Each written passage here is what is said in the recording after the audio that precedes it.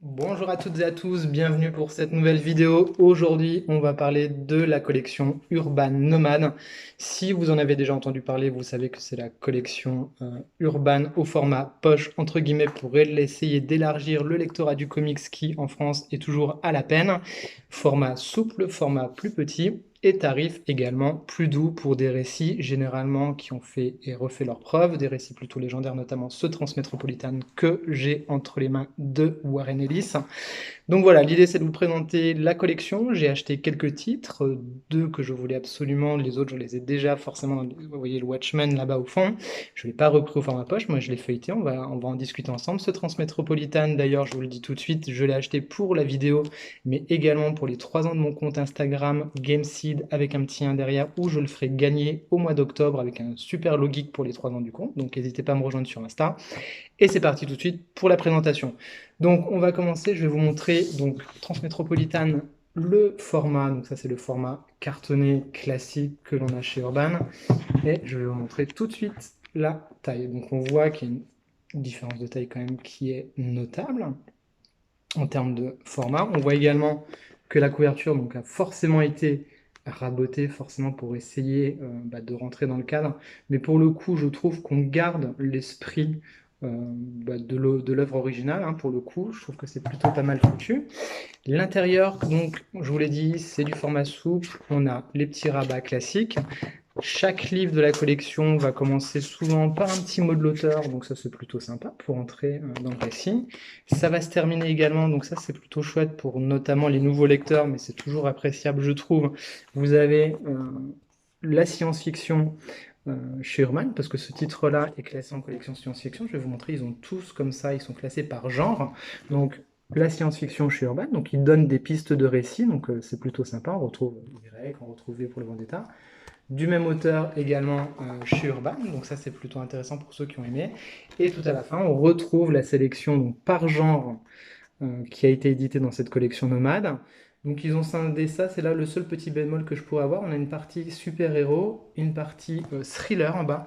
Mais donc je vais vous montrer, dans thriller ils ont mis du Batman, ils ont mis Watchmen, alors qu'on a une partie super-héros. Alors voilà, le débat est ouvert. Est-ce que Batman est un super-héros? Je sais qu'on en parle souvent dans Plan Cul, c'est toujours un peu la blague, mais effectivement, est-ce que Batman c'est du thriller, du pur thriller? Est-ce que Watchmen c'est un récit de super-héros et c'est ce que c'est un thriller? Je ne saurais vous dire, mais c'est pas le but de cette vidéo, mais en tout cas, vous pouvez m'en parler dans les commentaires si ça vous intéresse. L'intérieur, donc voilà comment ça se présente. Donc en termes de couleur, on est plutôt bien, on est sur un papier mat. On n'est pas sur du papier brillant, mais comme dans l'édition originale. Je trouve que le rendu est plutôt sympa en termes de couleur. En termes de pagination, je vous montre, hein, parce qu'on fera le comparatif après avec l'autre. Je trouve ça plutôt bien foutu. En termes d'écriture, alors là on est sur la vidéo, je ne sais pas comment ça va rendre sur vos écrans, mais pour moi qui suis déjà un petit peu âgé, hein, j'ai 44 ans, des fois ça pique, certains récits m'ont fait mal aux yeux chez iComics, et là pour le coup je trouve que c'est tout à fait lisible. Pour le coup, franchement, c'est pas du blabla. Alors, je sais qu'il se dit que Watchmen est peut-être un peu plus dur. Effectivement, Watchmen, c'est peut-être un peu plus compliqué parce que Watchmen, on est sur un gros truc, hein.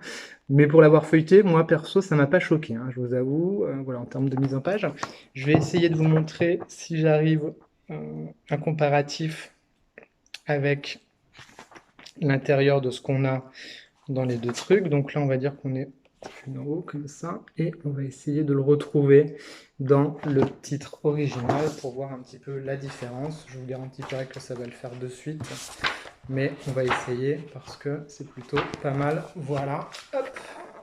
Donc voilà comment ça rend dans l'œuvre originale. Donc on est plutôt sur ce qu'on a l'habitude de voir. Et voilà ce qu'on retrouve sur le format nomade. Franchement, je trouve que pour des nouveaux lecteurs, ou en tout cas des gens qui voudraient aller découvrir Transmétropolitan parce qu'ils n'y sont pas allés, d'ailleurs je vous renvoie une vidéo que j'ai fait dans mes favoris comics sur la chaîne, ça vaut grave le coup. Ce titre-là en plus, donc on est sur la pagination qui est à 300 pages, donc on est à 7,90 €. D'accord. Donc les tarifs commencent à 5,90 € pour les formats les plus courts, les plus fins, et vont jusqu'à 9,90 €. Donc ça c'est pour ceux que moi j'avais très envie de lire. C'est donc Fable que j'avais très envie de découvrir. Donc là, on est sur les plus de 400 pages et là, on est à 9,90 € sur les plus de 400 pages, ce qui est un tarif mais tout à fait réglo, je trouve. Voilà, je vais encore vous montrer d'autres comparatifs avec du format manga et du panini souple également pour que vous ayez vraiment le maximum d'informations. 10 balles pour Fab, sachant que c'est 35 € normalement de base, hein, et quand on voit le nombre qu'il y a, je vous avoue que moi j'avais jamais osé me lancer. Donc voilà, ça c'est fait. On va comparer avec du manga, parce qu'on compare souvent cette collection avec, bah voilà, c'est pour concurrencer le manga. Voilà, en termes de taille, hein, ce que ça donne par rapport à du manga. Voilà, donc vous voyez la différence, c'est quand même plus grand que du manga, donc on a un confort de lecture qui est quand même supérieur à du manga, parce qu'il y a certains mangas où c'est écrit et petit, où il y a des fois des cases, on va pas se mentir, si le dessin est pas très bon, des fois ça peut être compliqué de suivre l'action, donc je trouve que là on est sur une belle proposition. En termes de tarifs, bah, le manga on est quand même sur du 7-8 €, là on est exactement sur le même type de tarif. Voilà. C'était objectif, hein, je lis du manga, j'adore le manga, il n'y a pas de plus, est-ce que c'est mieux, est-ce que c'est moins bien. Ça c'était The Boys, hein, donc format souple chez Panini que vous connaissez par cœur. Hop, on se refait le comparatif de taille. Voilà un petit peu la différence par rapport à un The Boys. Donc je crois, si je dis pas de bêtises, en haut on doit avoir à peu près 3 cm à vue de nez de différence, et sur le côté on doit avoir à peu près 2 cm, si je dis pas de bêtises.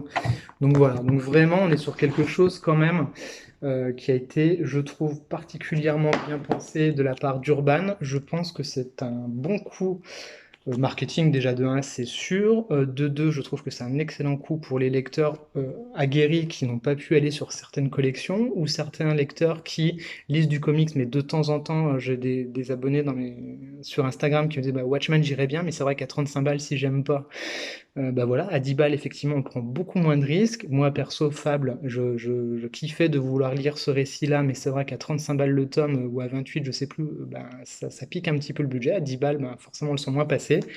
Et Transmétropolitane, j'ai envie de vous dire, foncez, foncez, foncez, foncez, c'est tellement bon. Il y a du Batman qui a été sorti forcément en nomade aussi, avec des bons récits. On a vu, hein, La Cour des hiboux.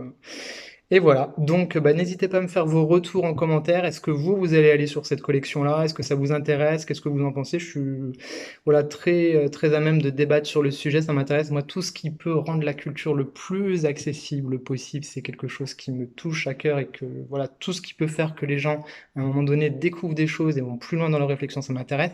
Par exemple, j'ai 2 photos Insta qui ont été passées sur BFM, ça veut rien dire, hein, mais BFM, voilà, je regarde pas du tout cette chaîne, mais la culture unit, et la culture permet d'aller plus loin finalement que nos simples réflexions, et je trouve que c'est ça qui est bon, parce que d'un point de départ qui pour moi était par exemple les livres dont vous êtes le héros quand j'étais petit, Picsou, etc., et ben on peut avoir des bibliothèques ensuite, et avoir de l'échange, du débat autour de la culture, et c'est ça qui est passionnant. Donc si Urban arrive à faire ça, je trouverais ça génial. Je sais que c'est zioté par plein d'éditeurs qui se posent la question de savoir s'ils vont y aller ou pas. J'espère que ça fera effet boule de neige, parce que je pense que c'est bénéfique pour tout le monde et pour la culture en général. Voilà, j'espère que la vidéo vous a plu. Si vous avez aimé, n'hésitez pas à mettre un petit pouce en l'air, à vous abonner à la chaîne, ça fait toujours plaisir, parce que c'est ça qui motive finalement, c'est un des seuls retours qu'on a nous quand on fait des vidéos. Et moi, vous le savez, pour ceux qui me suivent depuis longtemps, je m'en fous, je veux pas devenir youtubeur, c'est juste pour partager ma passion avec vous. Si vous le faites, c'est génial, sinon faites bien ce que vous voulez, soyez libres. Bisous les amis.